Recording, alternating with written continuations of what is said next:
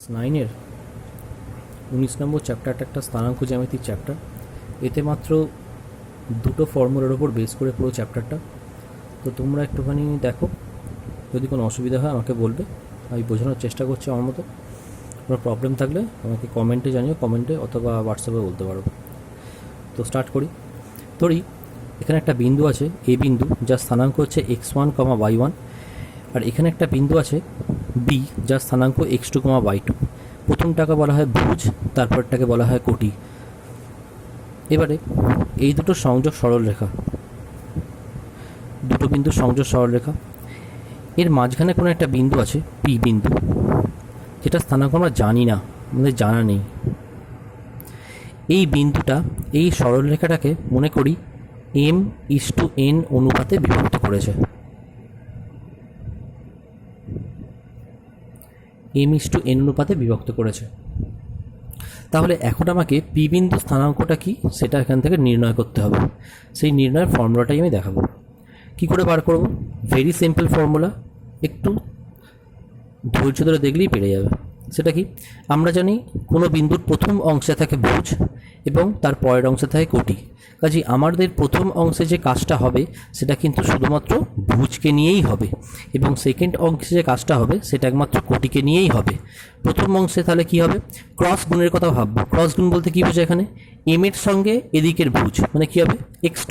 তো জিনিসটা কেমন হলো আমার?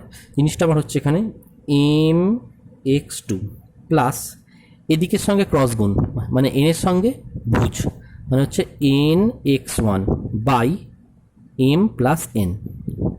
এদিকে তাহলে কী হবে? কোটির ক্ষেত্রে সেম, ক্রস গুণ, m এর সঙ্গে গুণ হবে y2, তাহলে কী হবে? এটা my2 প্লাস n এর সঙ্গে গুণ হবে এদিককার কোটি, মানে y1, তার মানে কথা হবে এটা ny1, নিচে আবার m প্লাস n। এই যে ফর্মুলাটা আমরা দেখলাম, এটা পি বিন্দুটা যখন এবি সরলরেখাকে অন্তস্থভাবে বিভক্ত করে, যদি বিন্দুটা বহিস্থভাবে বিভক্ত করতো তাহলে কীরকম হতো? এই সমস্ত প্লাসের জায়গায় একটা করে মাইনাস বস্তু, মানে কেমন হতো? mx2 minus nx1 by m minus n, comma my2 minus ny1 by m minus n। এটা হতো কখন? যখন বহিস্থভাবে বিভক্ত করত। ঠিক আছে, এই সূত্র ধরে আমরা যদি 1-2 অঙ্কটা ফলো করি, ফার্স্টেই এখানে দুটো বিন্দু দেওয়া আছে, একটা হচ্ছে 5,3 আর একটা -7, -2। তো বিন্দুগুলো ড্র করি আমরা।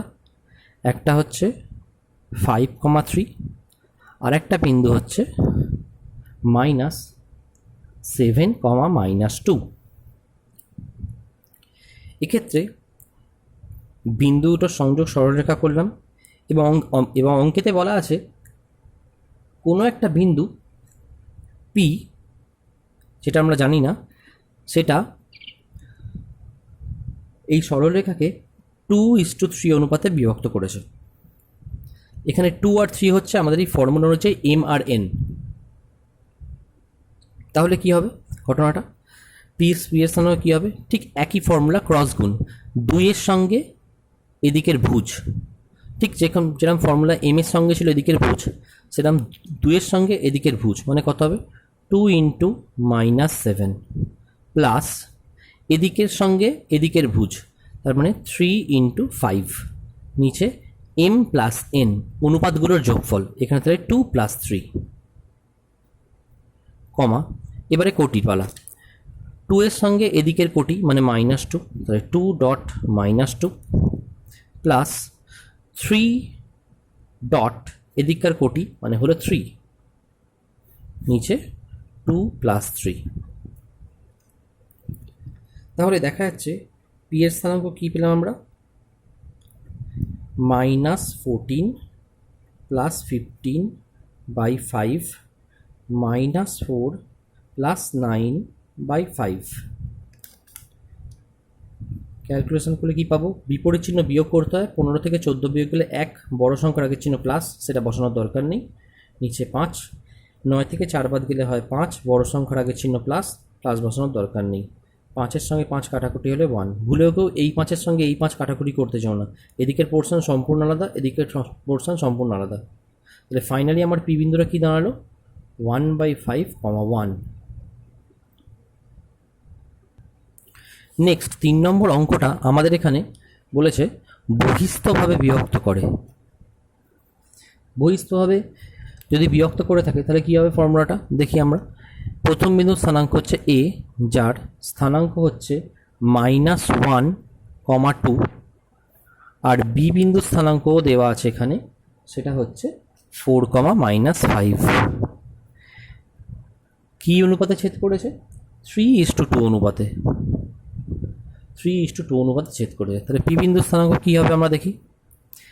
3 ইন্টু এদিকের ভুজ, তার মানে 3.4।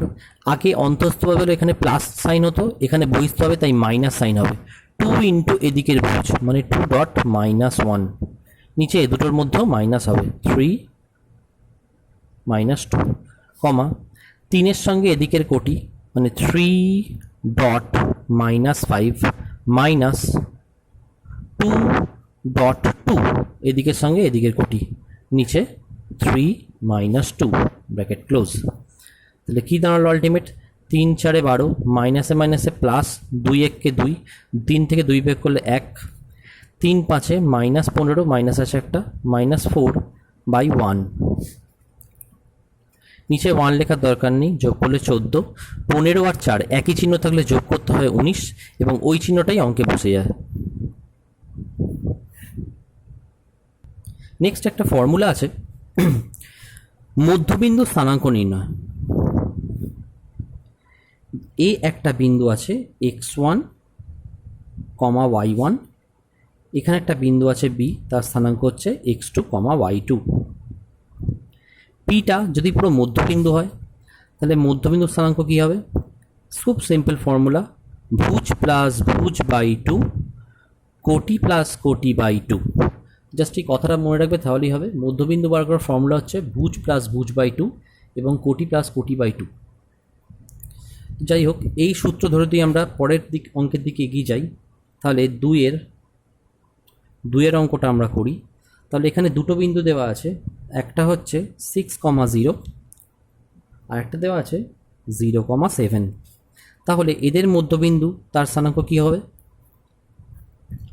ভুজ প্লাস ভুজ 6 + 0/2, কোটি প্লাস কোটি 0 + 7/2।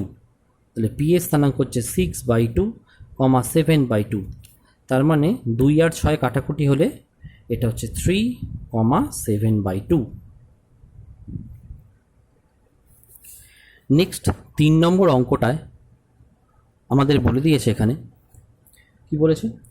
1,3 বিন্দুটি 4,6 ও 3,5 বিন্দুদ্বয়ের সংযোগ সরলরেখাকে কি অনুপাতে বিভক্ত করেছে? কোন দুটো বিন্দুর সংযোগ সরলরেখাকে? 4,6 আর 3,5।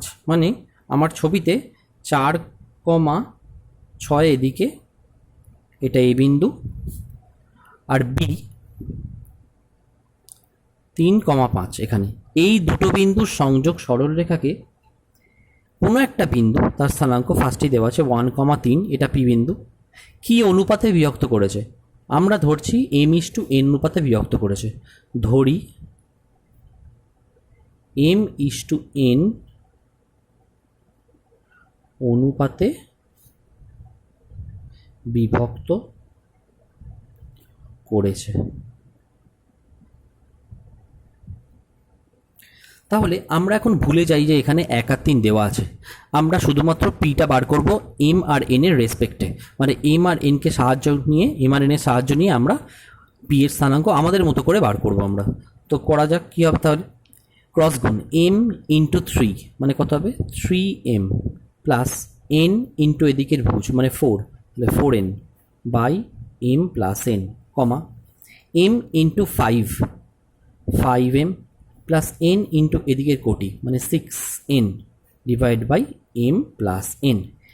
এখন যে বিন্দু স্থানাঙ্কটা আমরা বার করলাম সেটা আমরা বার করলাম m আর n এর রেসপেক্টে, কিন্তু বইতে অলরেডি পি বিন্দু স্থানাঙ্ক দেওয়া আছে 1,3।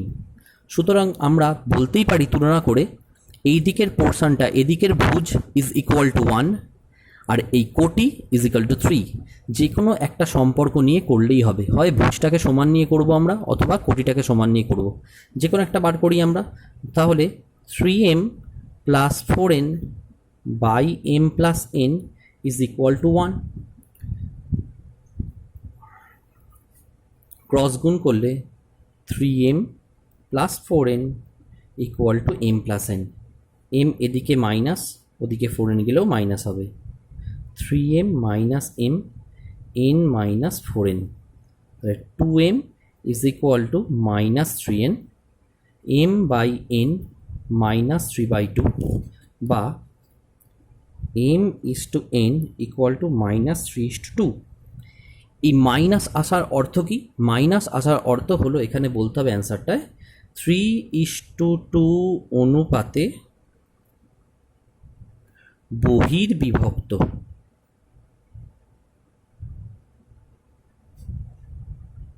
বিভক্ত করেছে। নেক্সট 4 অঙ্কটা আমি একটা হিন্টস দিচ্ছি, তাহলেই তোমরা বুঝতে পারবে। ওটা ঘরে তোমরা কাজ করবে, আমি ছবিটা ড্র করে দিচ্ছি। 4 অঙ্কটা বলছে 7,3 এবং -9,6 বিন্দুদ্বয়ের সংযোগ সরলরেখা। 7,3 আর -9,6 এই বিন্দুটো সংযোগ সরলরেখাকে ওয়াই অ্যাক্সিস, তার মানে এখানে যে বিন্দুটা থাকবে সেটা ওয়াই অক্ষের ওপর অবস্থিত হবে। ওয়াই অক্ষের ওপর কোনো বিন্দু স্থানাঙ্ক হচ্ছে 0,y। এবার ধরে নিচ্ছি আমরা m ইস টু n অনুপাতে বিভক্ত করেছে। তাহলে মনে করব পি বিন্দুটা দেওয়া নেই, 0,y নেই আমার কাছে। তাহলে পি বিন্দুর স্থানাঙ্ক কী বেরোবে? পি বিন্দুর স্থানাঙ্ক সেই একই নিয়ম, m এর সঙ্গে -9, তাহলে -9m প্লাস 9-এর সঙ্গে 7 মানে 7n by m plus n, comma m এর সাথে 6 তার মানে 6m প্লাস n এর সাথে 3 কোটি, তাহলে 3n by m plus n। এখন পি বিন্দুর স্থানাঙ্ক আমরা দেওয়া আছে কি 0,y। এক্ষেত্রে কিন্তু কেবলমাত্র প্রথমটা থেকেই আমরা পাবো, সেকেন্ডে y কিন্তু আমরা জানি না, কাজে এখানে কিন্তু y আমার কাছে আননোন কোয়ান্টিটি। আমি যদি এদিকে কোটি সমান y ধরে কাজ করি তাহলে আমার যে অ্যান্সারটা বেরোবে তাতে একটা y প্রেজেন্ট থাকবে, যেটা কিন্তু আমরা বার করতে পারবো না, কারণ yটা আমরা ধরে নিয়েছি বিন্দুটা। কিন্তু এটা থেকে এটা ইকুয়াল টু 0 করলে তবেই আমরা m ইস টু n এর অনুপাতটা পাবো। তো তোমরা এইটা ইজ ইকুয়াল টু 0 লিখে তারপরে m ইস টু n অনুপাতটা বার করে আমাকে একটু কাইন্ডলি বলবে। নেক্সট 6 নম্বর অঙ্কটায় একটা 4টে বিন্দু স্থানাঙ্ক দিয়েছে।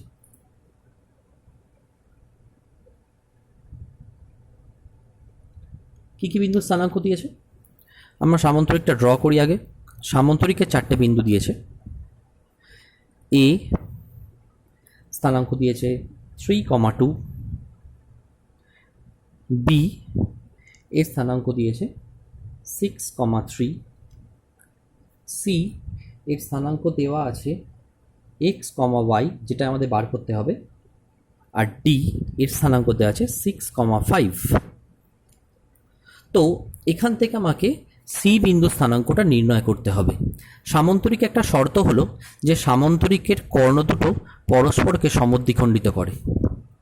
সামান্তরিকের কর্ণদ্বয় পরস্পরকে সমদ্বিখণ্ডিত করে, তার মানে এসি এর মধ্যবিন্দু স্থানাঙ্ক পি যা বেরোবে বিডি এর মধ্যবিন্দু স্থানাঙ্ক পি একই হতে হবে, তবে এটা সামান্তরিক হিসেবে গণ্য করা হবে। তাহলে সামান্তরিক হওয়ার শর্ত কি না, এসি কর্ণের মধ্যবিন্দু নির্ণয় করা। কি হবে এসি কর্ণের মধ্যবিন্দু? মধ্যবিন্দু বার করার ফর্মুলা কি? ভুজ প্লাস ভুজ বাই 2, তার মানে 3 plus X by 2, comma 2 plus Y by 2, 2 plus Y by 2। এটা হচ্ছে এসি কর্ণের মধ্যবিন্দু পি এর স্থানাঙ্ক এ আর সি বিন্দু সাপেক্ষে বার করা হলো। বিডি কর্ণের মধ্যবিন্দু তাহলে কী হবে? বিডি কর্ণের সেটাও হবে পি, কিন্তু এক্ষেত্রে ভ্যালুগুলো দেওয়া আছে ভুজ প্লাস ভুজ, তার মানে 6 plus 6 by 2, comma 5 plus 3 by 2। আরেকটু ভাঙলে কী পেতে পারি আমরা? 12/2, 8/2, কাটাকুটি করলে পাবো আমরা 6,4। এখন এই বিন্দুটার সঙ্গে এই বিন্দুটা দুটোই কিন্তু ইকুয়াল, দুটোই কিন্তু সমান। তাহলে আমরা যদি তুলনা করি এক্ষেত্রে, তাহলে বলতে পারি যে 3 + x/2 = 6 আর y + 2/2 = 4।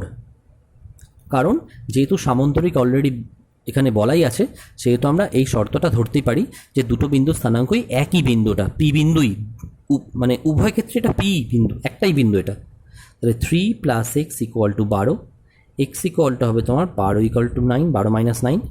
এখানে y + 2 = 8, y = 8 - 2। তাহলে x দাঁড়ালো আমার 3, y দাঁড়ালো গিয়ে 6। তাহলে সি বিন্দু স্থানাঙ্ক যেটা ছিল xy, সেটা হয়ে গেল আমাকে 3,6। নেক্সট 7 নম্বর অঙ্কটায় ঠিক একই রকম কনসেপ্ট। 7 নম্বর অঙ্কটায় ঠিক সেম কনসেপ্টের ওপর বেস করে করা হয়েছে। এখানে 4খানা বিন্দু স্থানাঙ্ক দিয়েছে সামন্তরিকের। কি কি সেটা? x1 y1, x2 y2, x3, y3 আর লাস্টে ডি দিয়েছে x4, y4। তাহলে এসি কর্ণের মধ্যবিন্দু যা হবে, বিডি কর্ণের মধ্যবিন্দু একই হওয়া উচিত যেহেতু সামন্তরিক। তাহলে আমরা এখানে লিখব কি? লিখব এখানে যে এসি কর্ণের মধ্যবিন্দু কত হবে? ভুজ প্লাস ভুজ বাই 2, কোটি প্লাস কোটি বাই 2। প্রত্যেকে দেখতে পাচ্ছ এর ভুজ x1, সি এর ভুজ x3, তাই x1 plus x3 by 2, y1 plus y3 by 2। Similarly BD কর্ণের মধ্যবিন্দু পি এর স্থানাঙ্ক আমার কি দাঁড়াবে? ভুজ প্লাস ভুজ বাই 2, মানে x2 প্লাস x4 বাই 2, কোটি প্লাস কোটি বাই 2, মানে y2 প্লাস y4 বাই 2।